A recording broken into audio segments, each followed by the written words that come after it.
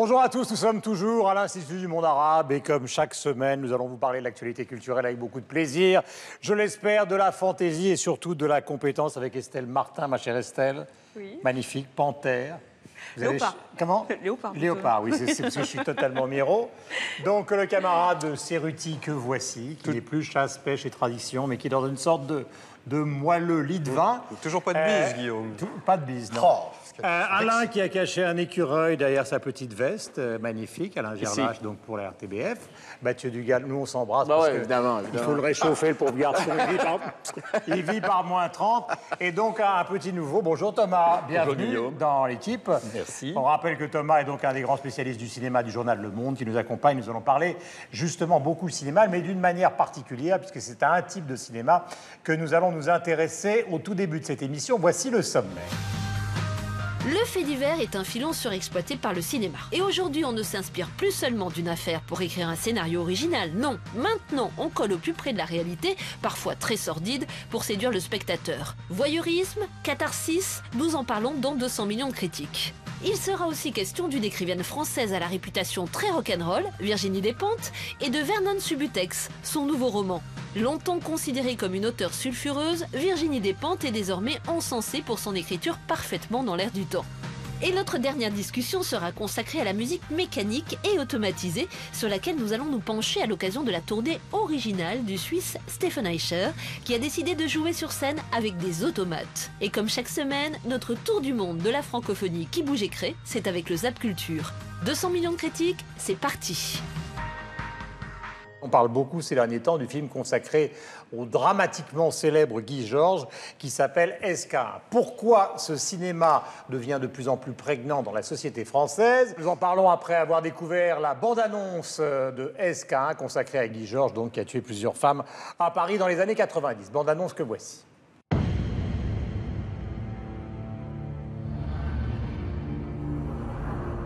Bonjour monsieur. Vous êtes poursuivi pour 11 viols aggravés, dont 7 suivis de meurtre avec préméditation, c'est-à-dire assassinat. Vous encourez la peine de réclusion à perpétuité. Lui, c'est Franck Magne, notre nouveau 5e de groupe. Tu vas commencer par te fader les dossiers en cours du groupe. C'est la tradition au 36. Et le dossier Pascal Escarfaille. Elle a été violée pendant des heures. Après, il l'a torturée, il a joué avec elle. Ça, c'est la récompense. Bien pour décompresser ou chialer. Essaie de garder un peu de distance. Sinon, elle va te démolir, cette affaire. Depuis le début, on tombe que sur des suspects qui collent pas. Pour moi, il y a quelque chose qui demande à sortir. 28 ans. Violé puis égorgé. 23 ans. Violé et égorgé dans l'année. Il se peut que le type soit revenu. La réalité, c'est qu'il y a des liens possibles, mais pas certains. Il tue, il s'arrête 3 ans, il recommence. On travaille mal, tous, on travaille mal. On parle de filles violées, égorgées. Moi aussi, j'ai une vie compliquée de merde. Et moi aussi, ça me ronge de pas trouver qui fait ça. Tu m'entends plus quand je te parle. Les analyses sont tombées. C'est le même homme. Je veux qu'on lance un avis de recherche sur les 7 homicides. C'est une course contre la montre, messieurs. Il faut qu'on fasse vite. Le code génétique a été baptisé SK1, Serial Killer numéro 1. C'est le premier tueur en série dont on a l'empreinte génétique.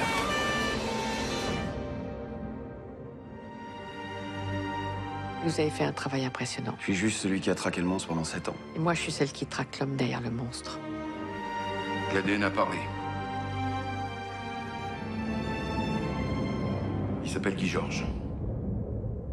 Thomas Sautinel, donc du journal Le Monde, est-ce qu'il y a quelque chose de caractéristique et à un moment, est-ce que nous sommes en train de vivre un moment où ce cinéma axé sur les faits divers, ou se nourrissant des faits divers, est particulièrement prenant en France? Particulièrement prenant, oui. Tout à fait nouveau, non, parce qu'il y a eu toujours des faits divers, des films inspirés de faits divers. Casque d'or est inspiré d'un fait divers.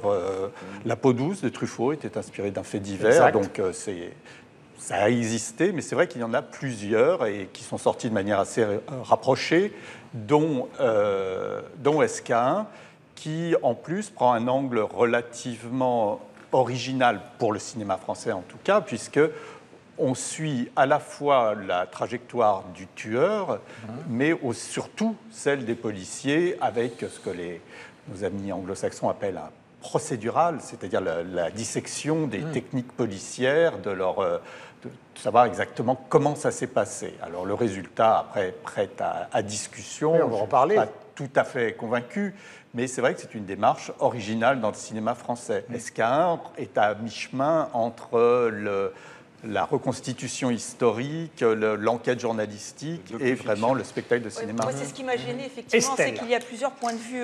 Moi, j'ai couvert, dans une autre vie, j'étais chroniqueuse judiciaire, et donc j'ai couvert le procès Guy Georges à l'époque.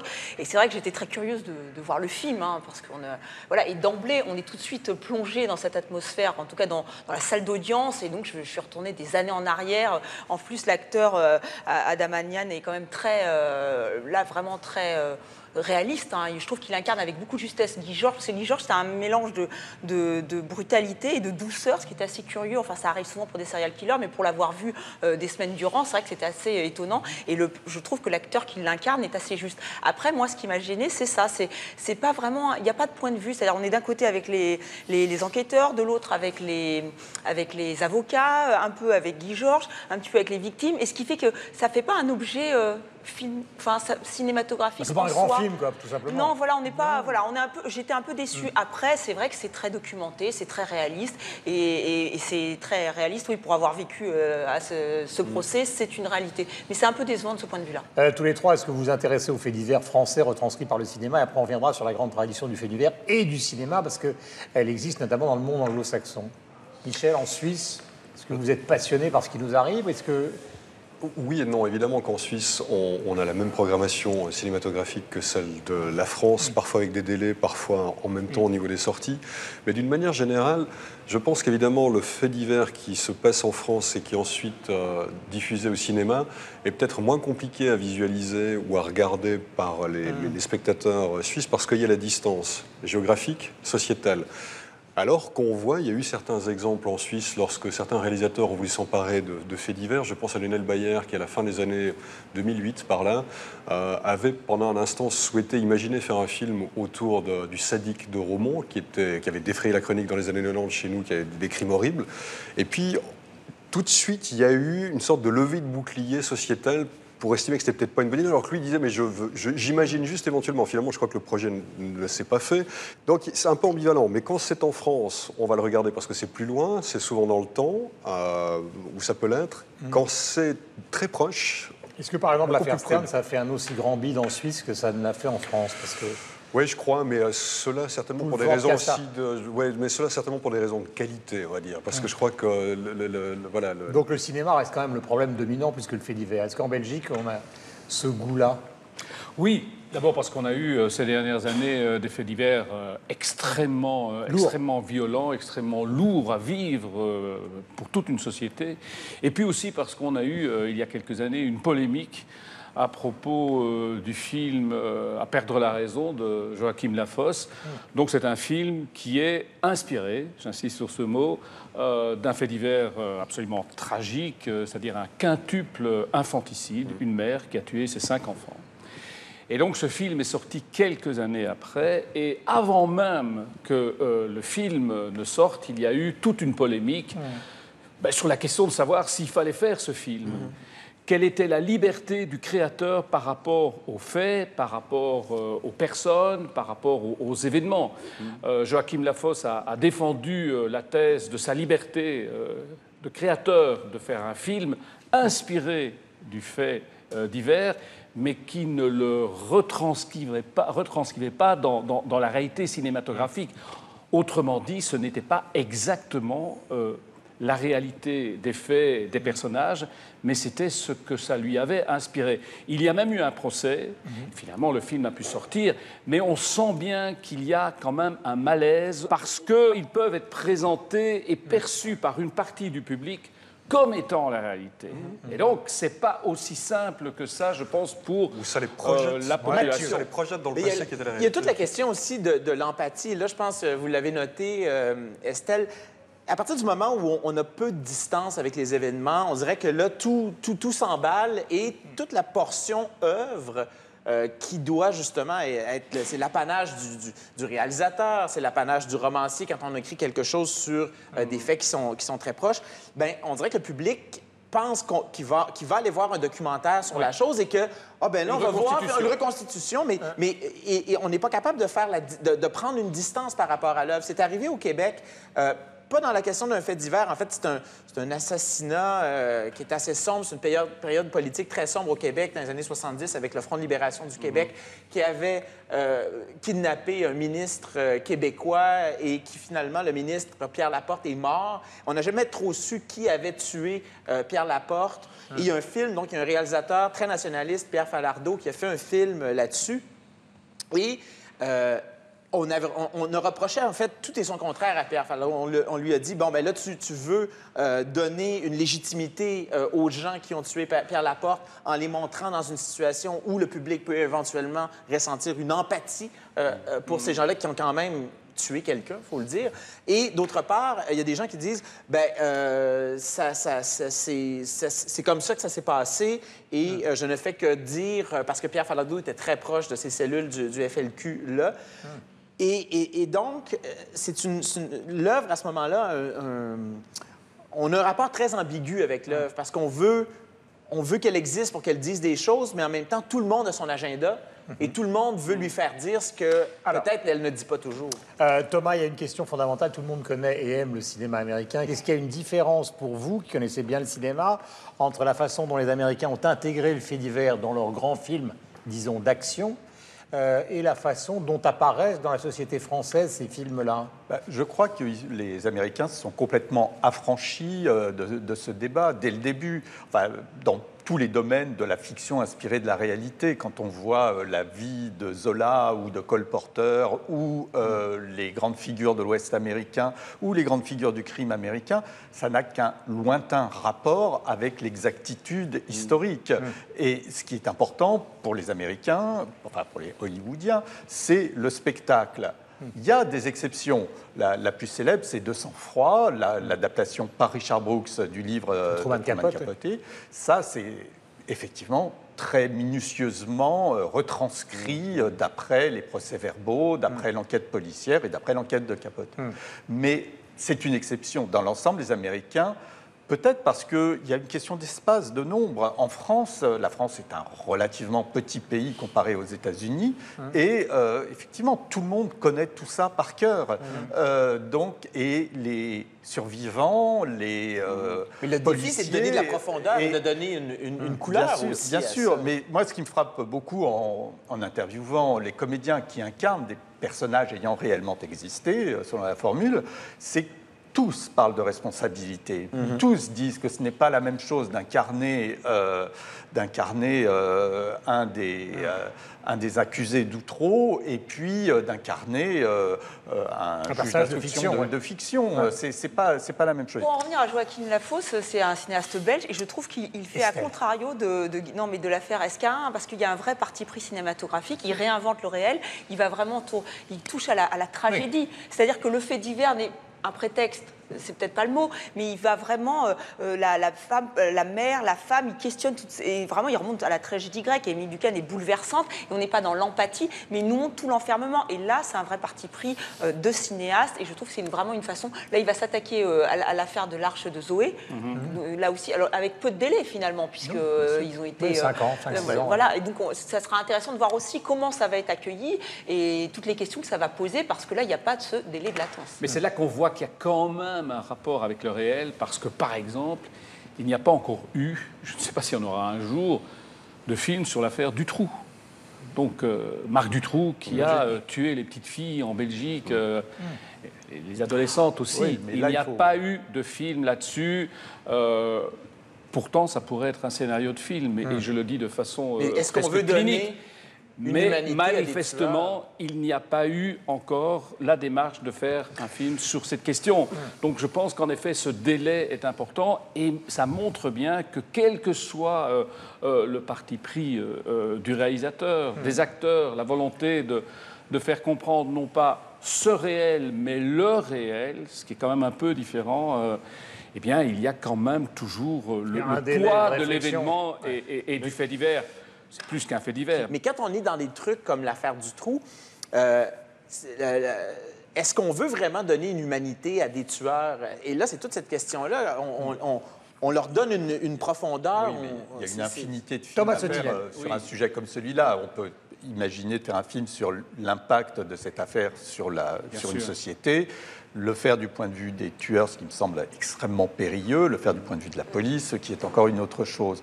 Donc, moi, il me semble que ce délai, je ne fais que le constater, je ne serai pas le défenseur, je n'en fais pas le défenseur. Je trouve que ce serait sans doute très bien que le cinéma français soit plus réactif. La télé française, dans la fiction, des fois arrive à le faire. Moi, je me souviens avoir suivi une saison de la série Reporter qui donnait quasiment en direct le déroulement de l'affaire Karachi. C'était intéressant, c'était assez excitant et la fiction en bénéficiait. Pour terminer, Thomas a dit une chose qui me paraît importante, c'est sur le rapport avec la télévision. C'est-à-dire que le cinéma, il restait assez décent à partir du moment où la télévision était moins prégnante. La télévision se nourrissant de faits divers, la radio, les émissions, plus la télévision a d'impact sur la production du cinéma, plus ils vont chercher, je suppose, Thomas, ce type de film, parce qu'il y a une demande des diffuseurs. Il y a une demande parce que là, ça s'incarne. J'en suis pas si sûr que ça. Il me semble que justement, à force d'émissions de faits divers, faites entrer l'accusé, etc., à la télévision, la demande pour le fait divers dans le domaine de la fiction, je ne suis pas sûr qu'elle soit en pleine explosion. Et je suis presque sûr même que ce ne sont pas les films les plus faciles à produire que ceux qui sont inspirés de vrais faits divers, ne serait-ce que parce qu'il y aura des frais juridiques importants, parce qu'il faut marcher sur des œufs, etc. Nous commençons par un tweet de Lucien à propos du film L'affaire SK. Bof, trop confus et peu réaliste, il a préféré le reportage consacré au tueur d'en fait entrer l'accusé. Vous voyez, on en parlait il y a quelques instants avec Thomas, ou le livre intitulé La traque consacré à Guy Georges de Patricia Tourangeau, donc éminente confrère spécialiste des questions de police. Chez nos amis de Libération. On continue avec un tweet du site Mediapart à propos du film La rançon de la gloire, où le réalisateur Xavier Beauvois-Nard le rocambolesque vol du cercueil de Charlie Chaplin avec Benoît Poelvoorde et Roche Dizem. Bizarrement, il n'a pas tellement marché ce film. Oui. Par contre, il a causé aucun problème au niveau des gens sur place, au niveau de la famille Chaplin. Il a négocié, Xavier Beauvois a beaucoup négocié avec la famille Chaplin. Mais du coup, voilà, ça a causé problème à personne. Mais en même temps, c'est sorti à une période compliquée le 7 janvier. Et enfin, Naëma Servès, une journaliste, était à une conférence de presse pour la sortie du film L'Enquête qui raconte l'affaire Cleystream, un événement qui donc a eu lieu, donc cette conférence de presse et cette sortie, donc cette pré-sortie au cinéma Gaumont de Toulouse. Merci mon cher Thomas d'être venu nous voir. Vous revenez quand vous le voulez pour parler de cinéma. C'est toujours un plaisir d'abord de vous lire et de vous recevoir donc dans 200 millions de critiques. Nous allons nous intéresser maintenant, avant que Yves Bigot nous rejoigne et qu'il prenne la place de Thomas, à le nouveau roman de Virginie Despentes que voici, qui s'appelle Vernon Subutex. De plus en plus, la littérature est portée, en tout cas la littérature francophone, par des femmes. C'est le cas de Virginie Despentes. C'est le thème de ce sujet. On se retrouve après pour parler de Vernon Subutex. C'est l'un des grands romans de cette rentrée littéraire de janvier. Vernon Subutex de Virginie Despentes raconte l'histoire d'un homme qui tombe et qui, à 50 ans, va connaître la rue. Virginie Despentes a quitté lycée et domicile familial à l'âge de 17 ans et a vécu en foyer pendant plusieurs années. En 1994, à 24 ans, elle publie son premier roman, Baise-moi, dans lequel il est question de sexe, de prostitution et de viol, le tout dans un style très cru et direct. 7 ans plus tard, elle adapte son roman au cinéma avec la star du cinéma porno Coralie Trinity. Le film sera classé X par le Conseil d'État. Depuis, Virginie Despentes a reçu le prix Renaudot pour Apocalypse Bébé en 2010 et publié un manifeste pour le féminisme. Le magnifique portrait qu'elle livre de la France d'aujourd'hui pourrait bien faire grincer quelques dents. Virginie Despentes, acte 1 de Vernon Subutex.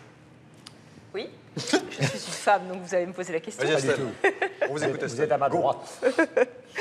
Vous êtes ma conscience. Exactement. Enfin, je ne sais pas. Donc, est-ce que j'ai aimé?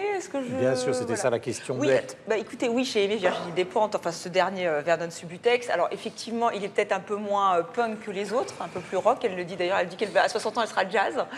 J'ai trouvé que c'était vraiment un roman... Excellent choix de sa part. Oui. Mais plus tôt si possible. Mais plus tôt si possible.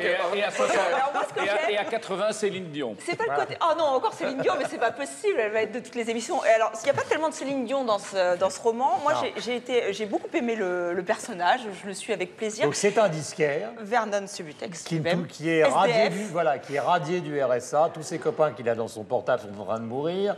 Et donc au début, elle le dit d'une manière assez jolie. Elle dit aujourd'hui, c'est mort aux vaincus, même dans le rock. Voilà, en gros, le début. C'est très désenchanté. Hein.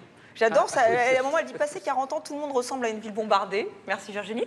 Et donc voilà. Non, mais j'ai trouvé que le plateau, finalement, c'est la campagne de Stalingrad. Exactement, c'est Waterloo. Certaines, donc vous l'avez aimé pourquoi? Parce que je trouve qu'elle. Car je sais qu'Alain, c'est pas le cas. C'est très cinématographique. Elle dit qu'elle l'a écrit un peu parce qu'elle aime beaucoup les séries et que ça a influencé son écriture. Et je pense que c'est vrai, car vraiment, on dit, comment on dit déjà, Turner Page? C'est-à-dire, moi, je le lâchais plus. Page Turner, voilà. Et ben moi, je le lâchais plus. J'avais envie de savoir ce qui allait se passer, ce qui allait arriver à Vernon Subutex. Manque de peau, c'est dans le tome 2. Souvent, c'est drôle. Bah oui, je l'attends avec impatience. C'est une trilogie. C'est une trilogie. Et donc, je l'attends avec impatience. Et je trouve que vraiment, on passe un très bon moment avec ce fameux Vernon. Comme mon travail de maître d'hôtel consiste notamment à raconter ce qui se passe dans l'île, il faut comprendre qu'au départ, il y a une génération qui s'effondre. Oui. Voilà.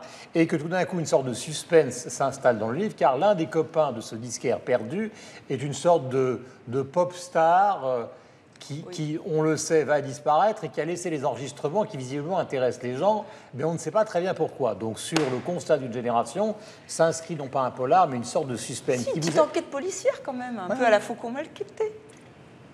Non. Vous en avez pensé quoi? Alors moi, je suis très mitigé. Une question idiote d'entrée, vous en avez pensé quoi? Je suis très mitigé. Alors moi, contrairement à Estelle... La Suisse a des pentes, pourtant. Oui, mais qui sont enneigées. Notez que Virginie Despentes aussi, quand elle côtoyait certaines pentes. C'est terminé. C'est excellent. C'est pas 200 millions de critiques, c'est les grosses têtes. Bon, j'arrête. Non, mitigé. J'avoue que contrairement à Estelle... Non, mais c'est à propos. Contrairement à Estelle, je disais que c'est un livre que je lisais facilement, mais que je posais aussi facilement, donc j'avais aucune peine à en sortir. C'est vrai que on va dire la troisième partie du livre, le dernier tiers, est peut-être un tout petit peu plus enlevé que le début. Moi, je me suis un poil ennuyé. J'ai trouvé que c'était quand même très convenu. J'ai trouvé que c'était formidablement déprimant. Je me disais, mais alors finalement, c'est ça Paris, c'est des drogués, des névrosés, des alcooliques. Mais ça, elle s'en cache pas. Hein. Oui, non, mais bref, c'est un constat comme ça qui est peu sympathique. Elle a toujours mis en avant l'esthétique du désastre. C'est ça son truc depuis le début. Et du désastre rock encore plus particulièrement. Ouais, mais alors je trouve qu'il manque une sorte de, je sais pas, de frénésie ou de folie. Je trouve tout ça très convenu, y compris dans les portraits. Alors on parlait du fait, tout à l'heure, vous disiez que peut-être dans le deuxième tome, on allait savoir ce qui allait se passer. J'espère. Non. Si on allait savoir pourquoi on recherche ces enregistrements. Alors je sais pas. Moi, je trouve que la trame du bouquin est formidablement ténue, diluée dans tous ces portraits. J'ai un tout petit peu de peine, j'avoue, avec les portraits, dont je peux comprendre éventuellement l'intérêt, mais je les trouve quand même relativement convenus. Je vais pas tous vous les sortir, mais je les ai mis là. De série, en non, mais c'est pas ça. Je vous parle des portraits. On a un disquaire, loser, rocker, voilà, qui est paumé. On a une bourge qui est vraiment bourge et qui est hystérique. On a un scénariste qui représente le créatif, qui lui est devenu réac avec le temps et raciste. On a le banlieusard qui est forcément violent, qui tape sa femme. On a la rebeu de service. Toutes les stars du porno. Non, on a la rebeu de service qui est forcément islamiste fondamentaliste. Il y a la hyène, par exemple, qui est drôle, la hyène qui est lesbienne et qui fait du profilage sur Internet. Après, quand elles partent en voyage à Barcelone, on ne va pas tout dévoiler, mais avec la beurette qui est en réaction. C'est drôle quand même. C'est vraiment un couple. Non, il y a des passages qui sont drôles, il n'y a pas tout qui est à jeter. Et c'est pas ce que je dis, c'est pour ça que je dis que je suis mitigé. Mais je trouve que c'est lent, je trouve que les portraits sont convenus, un peu caricaturaux, qui manquent de complexité, ça manquerait un tout petit peu de patte humaine. Je trouve ça ça, ce côté un peu caricatural. Moi, je le dis, et puis je trouve que la narration, enfin la trame, elle est inexistante. Enfin, moi, mais un peu à la manière des personnages, un peu à la manière des personnages dans les films de Tarantino où tout est souligné, ultra gras, où il n'y a pas de subtilité. Bien, pour moi, Virginie Despentes, c'est ce genre d'esthétique-là, mais ramené en littérature. Et oui, c'est sûr que c'est pas subtil, mais en même temps... Ah, c'est pas Modiano, hein? Non, mais Tarantino, en même temps, il y a une vraie folie, Mathieu. Dans Tarantino, il y a une vraie folie. Oui, mais là-dedans aussi. Non, mais là-dedans aussi. Et comme un Tarantino, c'est... Toutes les phrases sans virgule, quand même, t'as des accélérations, quoi. Ouais. Il y a du speed dedans. Oui, absolument. Et dans le bouquin. Non, mais c'est vrai. Mais un peu à la manière d'un Tarantino qui ça s'écoute tout seul, bien ça se lit tout seul. C'est un livre, ça se livre. Évidemment, c'est pas de la grande littérature, mais j'ai trouvé qu'il y avait quelque chose de très contemporain dans la manière dont elle écrivait. C'est-à-dire qu'elle écrit... Les séries sont tellement populaires aujourd'hui, et j'ai l'impression qu'elle écrit comme une série. Vous, mon camarade Gerlache. Il a adoré. Non, il m'a dit. Si ça plaît à des gens, tant mieux. Moi, j'ai trouvé ça extrêmement daté. En fait, j'ai lu ça un petit peu comme si j'avais retrouvé un vieux rock'n'folk des années 60 en déplaçant une armoire chez moi et en le parcourant. Mais vous avez jamais lu rock'n'folk, c'est pas vrai. Jamais déplacé d'armoire. Je te signale que ça ne donne pas franchement envie d'aller dîner chez toi. On imagine qu'on va pousser l'armoire, on va trouver un vieux rock'n'folk sur les Zeppelin. Je n'ai pas dit que l'armoire se trouvait chez moi, ni que c'était moi qui avais acheté le Donc nous rock'n'folk. sommes la fiction. Mais j'ai trouvé ça daté. Bon, ben voilà, c'est très bien, ça a existé. Je m'y reconnais parce que j'ai vécu cette époque. Mais ça me paraît lointain et je ne vois vraiment pas quel est l'intérêt de remuer tout ça. Bon, voilà, c'est très bien. Si ça plaît à certains, mais moi, j'en ai rien à branler de leurs histoires de cul. Et alors moi, je dirais que... Alors, tout à fait, contrairement à Alain, mais peut-être parce que lui va souvent à Liège et Charleroi, dont les surnoms sont un peu Junk City, donc évidemment, nous ne baignons pas dans le même univers, nous, à Paris, en tous les cas, pas dans tous les quartiers. Mais moi j'aime bien, justement, les portraits assez balsaciens. Alors, contrairement à Michel, je ne les trouve pas convenus. Et surtout, je dirais que ce que je trouve intéressant, puisqu'on essaie de parler un peu de ce qui se passe et de ce qui s'écrit à Paris en ce moment, c'est que si on prend 3 livres, dont le Houellebecq, dont nous parlons fréquemment ici, si on prend le Kiff de Laurent Chalumeau, dont je vous ai déjà parlé, alors avec un aspect plus bûcher des vanités et avec beaucoup plus d'humour et des intrigues absolument exceptionnelles, et on prend le Despentes, tous les 3 donc dans des tons et avec des regards différents. Si vous lisez les 3... On pourrait ajouter Ravalec à la liste. Vincent Ravalec qui a été dans ce registre-là et qui fait partie de la même école, en gros. C'est vrai. Mais ces 3-là, on va dire qu'ils sont tous sortis là au cours du dernier mois. Ben, voilà, vous qui nous regardez partout dans le monde francophone, ben, vous saurez ce que c'est Paris en 2015 en ayant lu ces 3 romans, donc ces 2-là, plus le Houellebecq. Un certain pari quand même, parce que tout le monde ne peut pas se reconnaître. Avec là, on a quand même une certaine, je ne veux pas dire élite, enfin c'est une certaine classe sociale. Il y a c'est le la France. trader. D'ailleurs, je dis, pardon Estelle, je dis Paris, c'est la France, car Kiff se passe dans les Alpes-Maritimes. Il y a une chose que je trouve intéressante dans ces portraits, quand même, rendons à César ou à Césarine ce qu'il lui doit. Je trouve ça lui va bien, Césarine.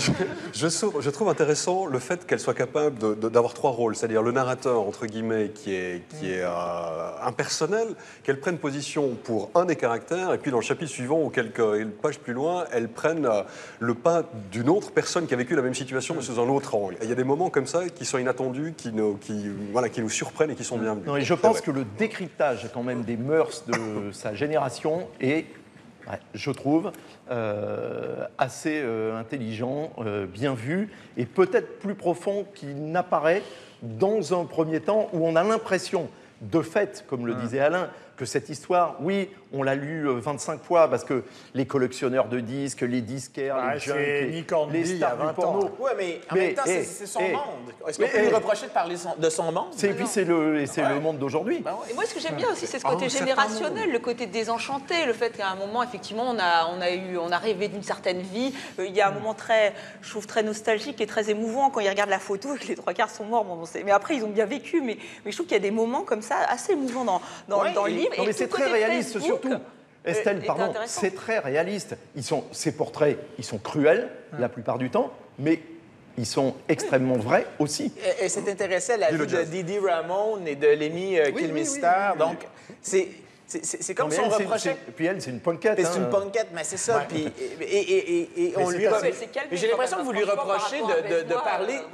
J'ai l'impression que c'est parce que vous n'aimez pas ce monde-là que vous trouvez qu'elle rend pas bien. Non,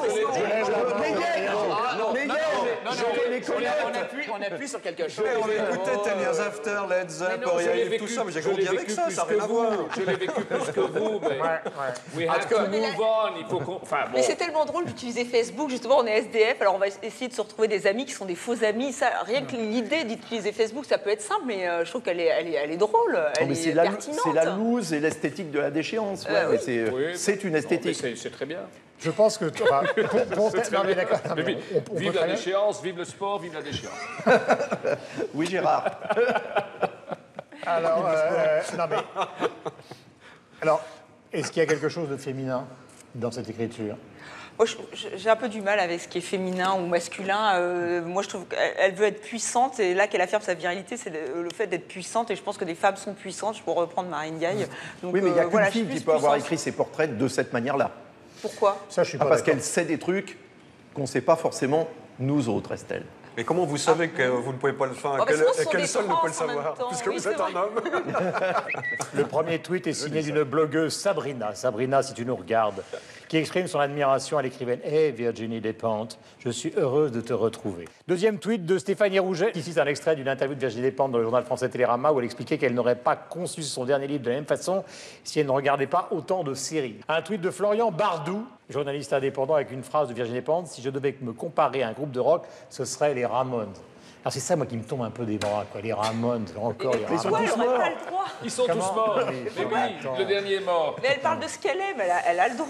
Oui, bien sûr. Mais on a le droit de dire qu'on n'aime pas. Et nous, on a le droit de ne pas parler de ce qu'on n'aime pas. Non, mais il a raison.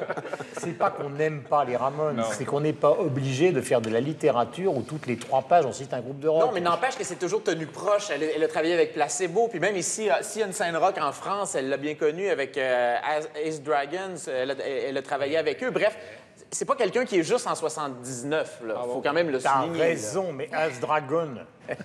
Nous allons nous pencher sur la dernière tournée de Stéphane Echer dans un instant, juste après le Zap Culture, qui est une des œuvres essentielles d'Estelle Martin. Faut le dire. Bonjour. Bonjour. Rentrez, je vous en prie. Bienvenue chez moi. Ce jour-là, Edgar Moreau revenait d'un concert à Venise. Son instrument, il l'a rencontré par hasard à 4 ans. Un coup de foudre en écoutant une petite fille qui en jouait. Il était un enfant prodige.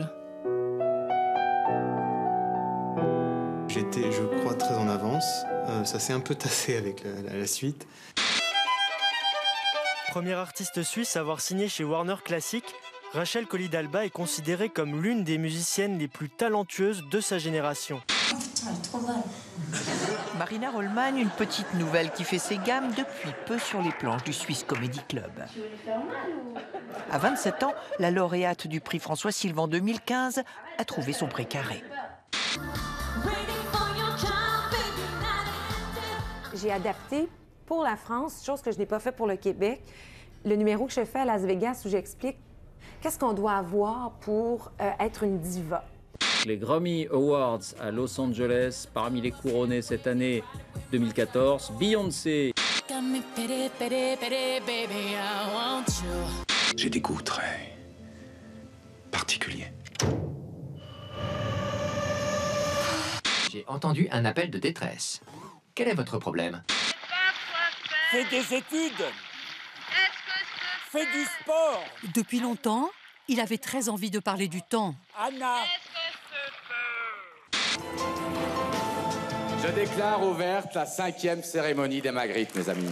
Une 5e édition qui sera définitivement celle des frères Dardenne. Récompensée d'abord pour le Magritte du meilleur réalisateur. Eh bien, sans faire du mauvais humour, j'espère, je dirais que ceci n'est pas un Magritte, mais un Charlie. Un génie. Vous êtes un génie, mon cher Lars. On l'a oublié, mais si aujourd'hui notre pays ne croule plus sous les pièces de monnaie, c'est grâce à lui. Heureux si votre Altesse Royale est satisfaite. Cet Écossais génial qui inventa le billet de banque et sauva ainsi, au début du XVIIIe siècle, la France de la faillite. L'enquête d'un journaliste qui s'attaque à la corruption et à l'évasion fiscale et se retrouve à son tour attaqué. Vous avez déjà entendu parler de Clearstream? C'est absolument tout sauf déprimant. Justement, c'est le contraire. C'est la nuit plutôt de la rigolade, du happening. Et musicalement parlant, on a quasi les meilleurs.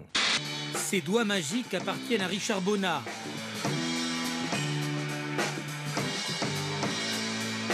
Sur la scène du Duc des Lombards, dans son registre jazz, le bassiste camerounais n'en revendique pas moins son rôle de griot. Elles déposent leurs livres n'importe où dans la ville, dans l'espoir qu'ils trouvent un nouveau propriétaire. Le phénomène né aux États-Unis il y a 15 ans s'est propagé un peu partout en France. L'écrivaine algérienne Assia Djebar est décédée à Paris à l'âge de 78 ans. François Hollande a rendu hommage à une femme de conviction, aux identités multiples qui nourrissaient son œuvre entre l'Algérie et la France. Pour la Fondation, c'est le plus gros coup depuis sa création en 1997 et c'est peut-être la dernière fois qu'on pourra voir rassembler ces peintures de Paul Gauguin.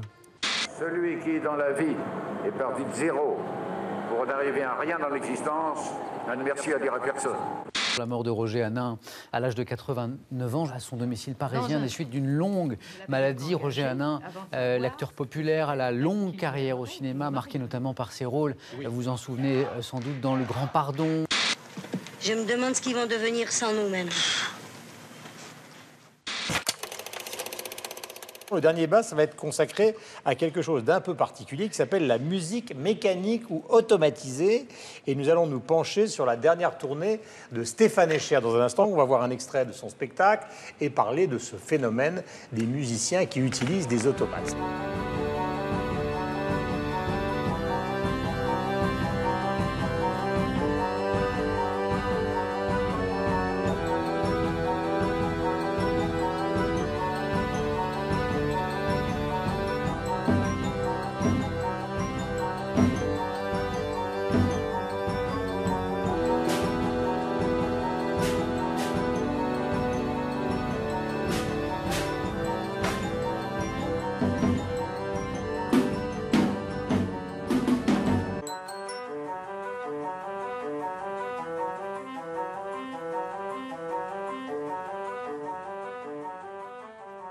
Un Suisse parle du Suisse.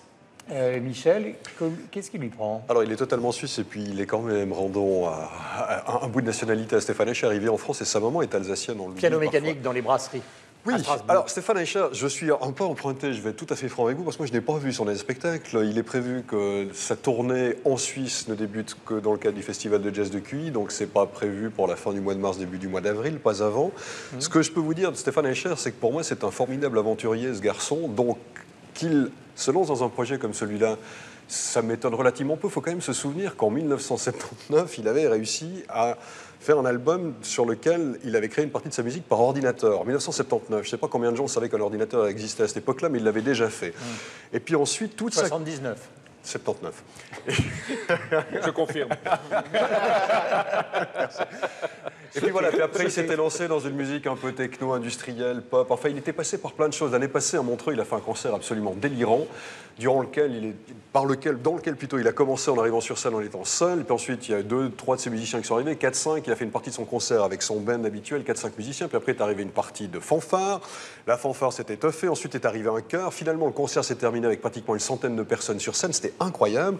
Et à la fin du concert, ce garçon est descendu de la scène avec toute la fanfare, a traversé toute la foule de l'Auditorium Stravinsky. Et il est parti faire du ski. Et descendu 2 étages à pied dans les couloirs avec tout le monde qui descendait, le public ne savait pas ce qu'il fallait faire parce qu'évidemment il n'était pas au courant. Et il est parti dans la rue avec sa fanfare, comme ça il a terminé son concert comme ça.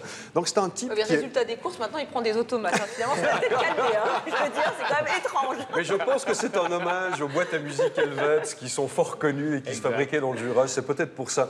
Non, je sais pas, mais il faut comprendre, il faut voir Stéphane Escher comme étant déjà dans les années 80 ou 90, il allait chercher des instruments dont personne n'avait entendu parler pour les insérer dans ses compositions, dans sa musique. C'est un atavisme parce que son père, a priori, bidouillait dans son, plein d'objets électroniques et tout, donc a priori, ça a dû l'inspirer. Il a toujours été formidablement curieux de ça, et puis il a une démarche presque d'un jazzman, en tout cas au niveau de ce qu'il fait, c'est-à-dire qu'il ne se satisfait jamais véritablement de ce qu'il a produit, il va toujours essayer d'aller faire autre chose, de continuer une démarche artistique qui est exploratrice, qui est dynamique. Donc moi je suis curieux effectivement de découvrir, ce sera cuit. Parce que c'est intéressant, parce que c'est quelqu'un qui vient c'est ça, vous l'avez mentionné, jamais trop loin du monde du jazz. Il faudrait lui poser la question si justement il ne s'est pas inspiré de Pat Metheny, qui avait fait un album il y a 4 ans Grand guitariste. Oui, grand guitariste, et qui s'était fait construire littéralement nous au Québec on dit une patente.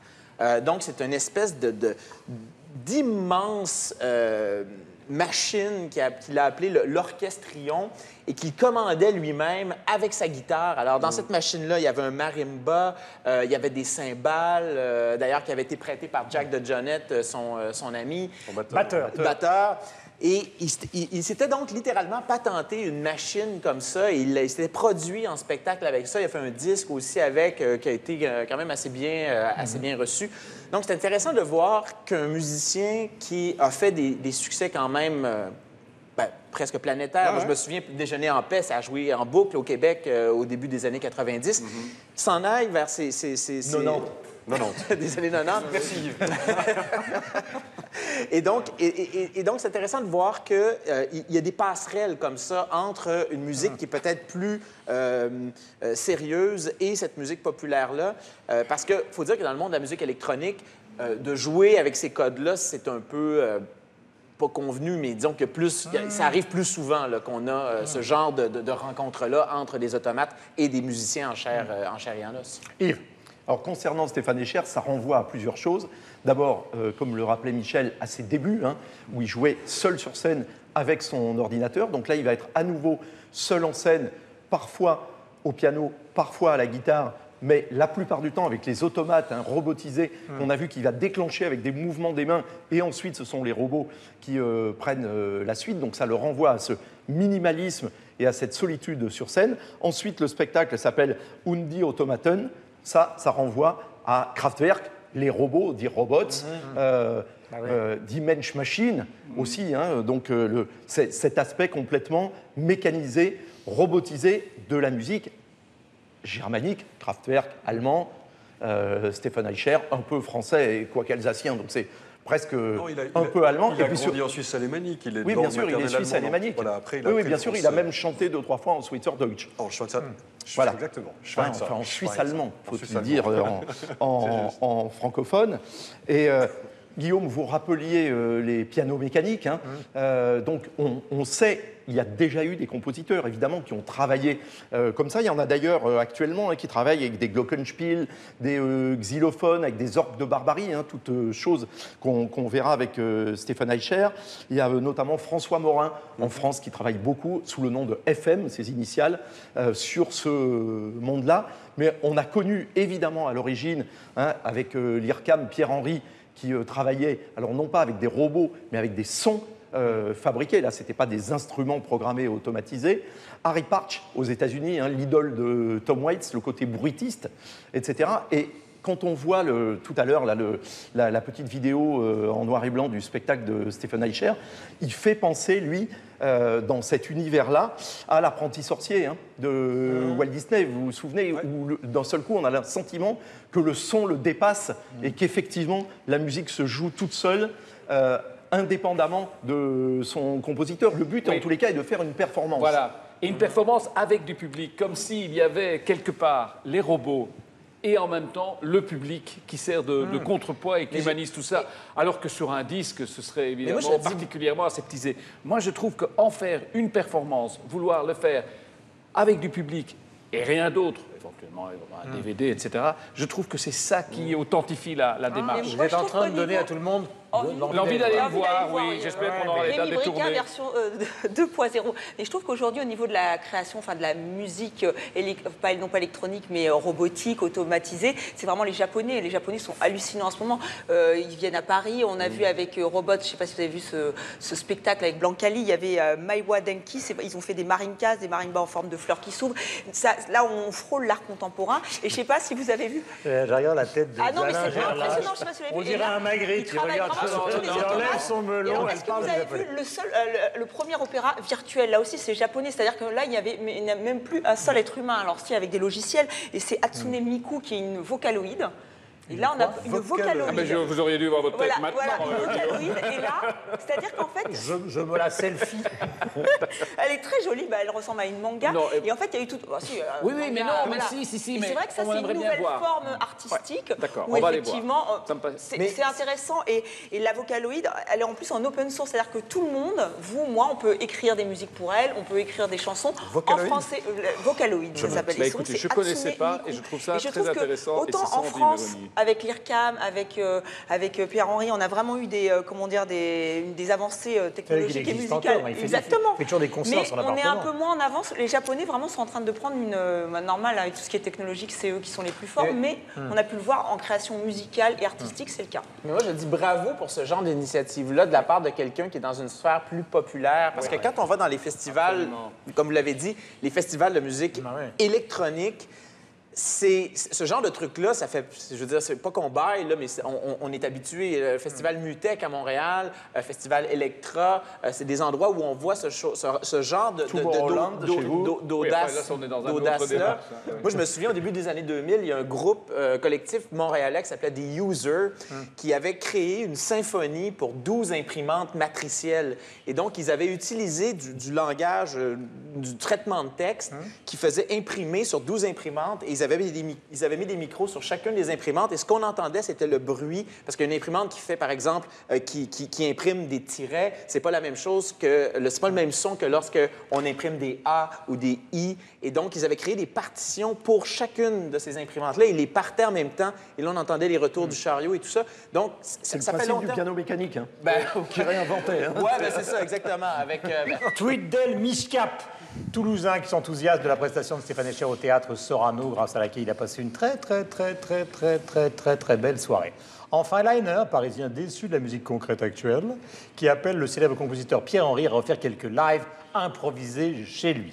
Vous laissez vos tweets, bien évidemment. 32 rue de Toul. Comment 32 rue de Toul, chez lui, là où il fait des concerts et où il expose ses œuvres. Vous savez, mon chéri, c'est pas le moment de donner les adresses de tout le monde. Est-ce que vous avez son code? Est-ce que vous avez son code? Oui. Il va y avoir un commando anti-musique concrète qui va débarquer en disant « Rendez-nous Pierre Perret !» et flac. Enfin bref, nous déconnons totalement et c'est nécessaire. Nos coups de cœur. Yves. Leonard Cohen, Live in Dublin, 3e album live depuis 2009. Donc on se demande pourquoi un 3e live depuis 2009. Peut-il être meilleur que le formidable Live in London de l'époque? C'est, Michel, exactement le concert du Festival de Montreux. Eh bien, tu me le donnes et je vais te donner la réponse. D'il y a 18 mois. Okay. Et la raison pour laquelle celui-ci est absolument excellent, c'est que c'est le meilleur orchestre que Leonard Cohen n'ait eu de toute sa vie. Et pourtant, il en a eu d'excellents. Donc, un très bon triple super CD. Concert. Les critiques avaient été dithyrambiques. Et oui, exceptionnel. Nous y étions, car TV5 Monde est partenaire, Michel, du Festival de Montreux. Et pour les francophones... C'est un super concert. Le concert à Montreux, pardon. Ah, oui. Pardon. Et pour les francophones, car Léonard parle français, il a vécu à Paris aussi, une version live donc, du Partisan qui ne chantait plus depuis une vingtaine d'années. Mathieu. On va rester dans la musique montréalaise. En fait, c'est la banlieue de Montréal. J'aimerais vous amener vers le nouveau rap québécois avec un collectif qui revient d'ailleurs d'une tournée en France. Ils étaient en France au mois de décembre. Petite tournée, c'est vraiment un groupe qui est en train de monter. Il s'appelle les Dead Obies, donc O-B-I-E-S. L'album s'appelle Montréal Sud. C'est vraiment un coup de tonnerre dans le monde du rap québécois. Il y a beaucoup de clips d'ailleurs qui sont disponibles sur le web, donc vous allez pouvoir entendre et voir ce collectif-là. Ils sont 6. C'est vraiment très intéressant comme travail et c'est quelque chose de nouveau dans le monde de la chanson québécoise. Ça fait très longtemps qu'on n'a pas eu quelque chose d'aussi novateur, à mon avis, qu'un groupe comme les Dead Obies. Donc, est-ce qu'ils font des reprises de Céline Dion? Pas encore. Ça va venir. Alain. Alors, tout à fait dans le même état d'esprit que Mathieu. Vous savez que nous sommes un royaume et que nous avons des rois et des reines. Alors, un livre qui est aussi lié à 2 grands documentaires que nous avons diffusés à la RTBF avec un énorme succès sur Albert et Élisabeth. Albert, c'était le roi pendant la guerre de 14. Élisabeth, c'était sa femme, d'origine allemande, qui était donc dans une situation quand même paradoxale. C'est une personnalité extraordinaire qui a vécu beaucoup plus longtemps qu'Albert, qui est mort qui est mort dans un accident d'escalade. C'était une reine qui, notamment dans les années 50 et 60, s'était prise d'amitié pour l'URSS et la Chine. Et dans ces carnets privés qui ont été révélés dans C'était Elisabeth au Tibet. Voilà, se disait communiste. Je suis communiste. Bon, donc nous avons eu en Belgique, le pays du surréalisme, vous allez me dire, une reine qui se disait communiste. C'était aussi une grande amatrice des arts puisqu'elle a fondé le festival de musique Reine Elisabeth qui donc se déroule chaque année, très prestigieux. Très communiste aussi. Et très tellement, non. Très communiste. Non, j'y suis allé. Cela dit, non, parce que ce festival, justement, dans les années où le communisme existait encore, dans les années, en URSS et en Chine, accueillait beaucoup beaucoup de représentants de ces deux pays. Mais tout à l'heure, vous parliez avec Virginie Despentes du fait que c'était une sorte d'état des lieux de la société, notamment à Paris. Alors moi, je vais vous faire voyager un tout petit peu plus loin grâce à un auteur suisse qui s'appelle Blaise Hoffmann, qui lui a été passé quelque temps du côté des Marquises. Il est revenu avec un bouquin qui s'intitule Marquise. Et c'est un livre qui peut nous surprendre au départ quand on commence à le lire, parce que l'écriture est assez sèche, comme ça, un petit peu brute. Le style, on se dit qu'il est très, comme ça, instantané. Et puis au fur et à mesure, quand on tourne les pages, on se rend compte qu'il y a infiniment de dérision, d'autodérision, que c'est une sorte de polaroid constant de ce qu'il voit, de ce qu'il entend, de ce qu'il fait. Ça vous a donné envie d'y aller? Ah oui, moi je partirais volontiers, mais là ou ailleurs, au Japon, j'ai très envie de voyager. Mais les Marquises, avec des fleurs qui s'ouvrent. Très volontiers. Oui, c'est pas dans le même coin, je vous avertis. Non, c'est pas dans le même coin. Alors, Estelle. Eh bien, messieurs, vous avez oublié, comme d'habitude, de toute façon, les hommes oublient toujours. Nous sommes le 14 février, c'est la Saint-Valentin. Donc, voici mon coup de cœur, les amoureux de Peiné. Vous connaissez, je trouve que c'est un charme désuet, suranné. C'est Peiné qui a inventé ses amoureux en 42. Ça nous fait penser à ces amoureux qui se bécotent sur les bancs publics. Non, il y a un post-it, vous voyez, c'est pour rappeler à pour rappeler au monsieur. Voilà, à Guillaume Durand qu'il faut qu'il fasse ses lancements, ou alors qu'il faut penser, voilà. Je ne suis pas là. Oubliez-moi. Voilà, Les Amoureux Peinés, c'est aux éditions Ubec. C'est vraiment charmant. Voilà, c'est très charmant, désuet. Et j'adore parce que la fiancée, alors il y a des petits cœurs qui volent, il y a des petits cœurs qui sont envoyés par pigeons voyageurs. C'est un temps, un autre temps, sans Facebook, sans Twitter. C'est très Virginie Despentes. C'est très Virginie, c'est totalement Virginie Despentes. Mais c'est un joli petit cadeau, c'est mignon. Mais... Alors, puisqu'on parlait de rock tout à l'heure, il y a un groupe de rock, mais alors de vrai rock basique, que je trouve extraordinaire. C'est deux jeunes gosses qui ont 22 ans et qui participent à un groupe qui est un peu fondé comme les White Stripes sur deux personnes, un bassiste et un batteur. Il s'appelle Royal Blood. Je sais pas, vous avez vu ça sur les trucs. C'est absolument prodigieux. C'est-à-dire qu'il y a deux, ils font du Led Zeppelin contemporain et ils jouent de la basse, évidemment électrique, mais sur la même guitare, ils jouent à la fois le solo, les accords, et la ligne de basse, et le batteur tape comme un sourd, je ne sais pas si tu as vu ça, et ils sont dans toutes les premières parties de Foo Fighters à travers le monde, c'est complet partout, ils arrivent à l'Olympia au mois de mars. 22 ans les deux, phénomène assuré du rock dans les prochaines années. Regardez donc sur Internet, en sortant d'ici immédiatement, Royal Blood, hein, on est d'accord, Mathieu? C'est excellent. C'est excellent. Il est ici et je l'écoute souvent. Alain, le sang royal, c'est pour vous. Hein. Oui, ciao. Nothing here to see, just a kid like me, trying to cut some tea, trying to figure it out. Nothing better to do when I'm stuck on you. I'm here trying to figure it out. Getting hard to sleep, blood is in my dreams. I was killing me, trying to figure